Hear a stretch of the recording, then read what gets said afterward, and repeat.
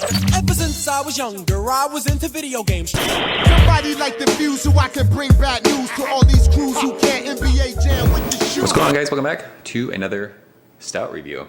A little late to the party, admittedly, with this review, but I guess better late than never, right?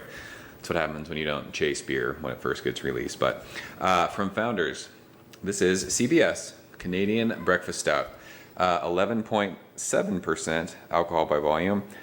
This is an imperial stout, it says, brewed with chocolate and coffee, and they aged it in maple syrup bourbon barrel. So I actually originally thought this beer was brewed with maple syrup, but it's brewed and aged in maple syrup bourbon barrel. So basically, bourbon barrels are filled with bourbon, and then they're emptied, and then they fill them with maple syrup, and then they empty that, and then they put beer in it to age. So not a maple beer, just aged in maple bourbon barrels. Admittedly, this beer is like a whaley beer for me. I really got into craft beer like in 2011 when I moved back to San Diego, and this is just one of those beers I always held in high regard for whatever reason. Everyone had said the first bottling that they did was really, really good, and I never even really tried to trade for it. It traded so crazy. And when they announced it was going to get re-released this year, I was excited. And it was everywhere, which is crazy. I mean, literally, there's people taking pictures of this at Costco. So it was everywhere. Admittedly, I didn't chase it, and I found out there's a bottle shop next to me that has it sitting there. I don't know if people didn't know about it, so I went and grabbed it, figured I'd review it. Wanted to check it out, so let's get into this one. I don't have Founders glassware, so we're going to use our own glassware. And that pours. It doesn't pour super, super dark with the lights out here. It was kind of like that light sort of cola-ish color, but holy crap, that is a fluffy, like, you could literally take a spoon and scoop that out. It is 2 fingers worth of head. It's like that mocha khaki color. It is pitch black in the glass. It looks like a stout. I'm sure 11% or almost 12%, we would get some alcohol legs if we swirled that, but the head is just monster on that right now, so it's not gonna really do anything. There's already glass lacing being left, so it looks absolutely killer in the glassware. I'm a little worried this beer is not gonna live up to the hype. It's really, really hyped in my mind, so I'm trying to like go into this as not like overhyping this beer. I mean, it was distributed everywhere. It's not one of those like super low bottle counts, have to stand in line. Like, we don't need to give it that kind of like weird thought processes when we drink this, but I don't know. I'm sort of worried it's not gonna be as good as I think it should be, if that makes sense. But we're gonna go in with an open mind. Let's shove our nose in it.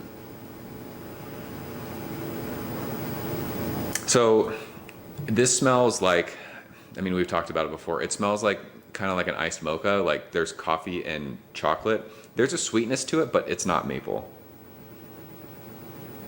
There's a good amount of roast in that too. This smells like an awesome chocolatey coffee stout. It doesn't smell boozy at all. Not like one bit, which is crazy since it's almost 12%. It almost reminds me of, we did the Noble, the Whoop, there it is. I think that one was much more coffee forward. This has a nice balance of coffee and chocolate, like dark chocolate though. There's a sweetness. It doesn't smell like maple syrup, but it's just like this kind of cool. I don't know how to describe that. There's a little like kind of like woody oaky thing, but there's not a ton of barrel character for this. I mean, at least for this bottle. I don't know how old this is now, by the way. I want to say this was released. Was it in November, December? I mean, we're almost at the end of January now. It's been in the bottle probably a couple months. I mean, it's a really good smelling beer. Nothing that's like blowing my socks off, nothing blowing my mind. It is. If you like coffee beers, if you like chocolate beers, it's an awesome kind of blend of that. I mean, this was in a bourbon barrel. You don't smell, there's no, it doesn't smell, there's no bourbon presence to it. That sweetness might kind of, I mean, I know it's a maple syrup bourbon barrel that it was aged in. You could probably mistake that for like a vanilla sweetness. And the vanilla also might be coming from the barrels, but there's not like a bourbon presence. So let's go ahead and taste it. Cheers.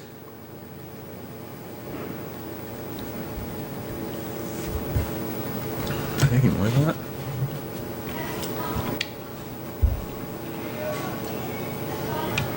I mean, Again, I had way too high expectations for this beer.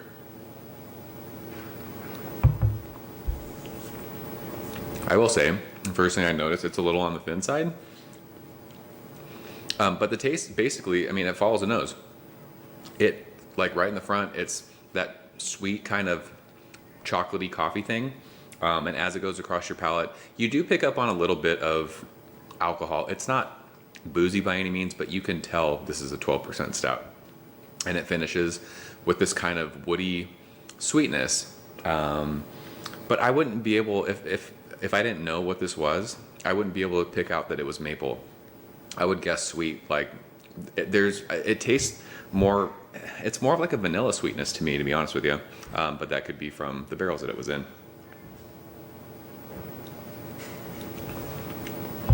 I wish I had a bottle of KBS. I don't have any KBS.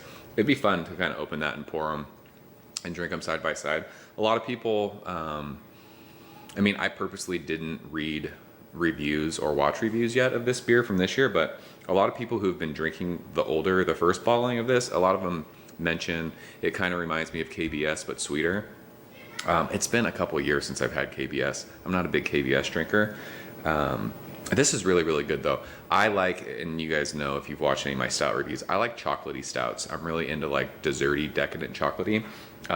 This is that. It's not super like sweet, decadent, but there's a good amount of chocolate. I love the amount of chocolate that's in this, and I like the balance that you get from like that coffee roast that you get. It is sweet on the finish, but again, I wouldn't be able to point out that this was maple. I mean, I will say, I don't know what the price point was everywhere else. You guys can put it in the comments. This was $27.99 in San Diego plus tax, so almost $30. Is this worth $30 for a bottle of beer? No. If you were to like think of the other beers in San Diego that are that price, like a barrel-aged kind of adjuncty thing, like any kind of the Monsters Park variants, I mean, I would rather drink those. Those are big, chewy, like fudgy beers, and they put all kinds of awesome adjuncts in it. They actually do a maple one, which would have been kind of fun to drink side by side with this. Actually, I think that beer is like 15%, so you'd kind of tell it's a much bigger beer. I'm glad I got to drink this. This beer is really, really good. For what it is, a barrel-aged imperial stout, is this world class? Yeah, I think it is. This is a solid A beer for me. Does it live up to the hype that I was expecting? No, but I will say that it's my fault. I totally hyped this beer in my mind. And being that it's not actually brewed with maple syrup, it's just sat in maple bourbon barrels, that has something to do with it. But it's not a knock to this beer. I will say, like I mentioned, mouthfeel, it's a little thin for an almost 12% stout. There is a serious Nerf war going on outside. But it's good. I mean, that sweetness with that coffee roast up front, the sweetness on the finish kind of balances it out. I like that. Again, it's almost 12%, but it doesn't drink heavy. There's no heat going down. I don't want to say it's an easy drinking 12% beer, but it's fairly easy drinking. I enjoy this. If we're going to grade this, probably like in the 97 range. But to put this on like against the other maple beers, this isn't brewed with maple, I know, but it's just, I think it falls a little bit short. That doesn't mean it's not a good beer though. It's fantastic. It's world class. So I think 97 is an awesome score for this beer. I had noticed, I saw pictures, I think people in Europe were getting 12-ounce bottles of this. 12-ounce bottles of this in here in the States would be fantastic. I'm going to share this, but a 12-ounce bottle would be perfect. You don't need a bomber of this. It's just, I mean, this is, again, if you have friends over and you're sharing it like we're doing, that's awesome. A 12-ounce bottle of this, if they do this again, I hope they do that here. It'd be great. So, yeah, I'm going 97. It's a great beer. There was no way in the world it was going to live up to the hype that my mind did, and that's my own fault. So, I'd love to talk to you guys about this beer. I hope everyone else enjoyed it. I think it's fantastic. I don't know, maybe some of you guys had the whole hype thing in your mind like I did from the first bottling if you didn't get to drink it like I did. But yeah, this is a beer I'm glad I got to try. It's awesome. So probably my favorite Founders beer, to be honest. Actually, Founders regular Imperial Stout, I've got some older bottles of that.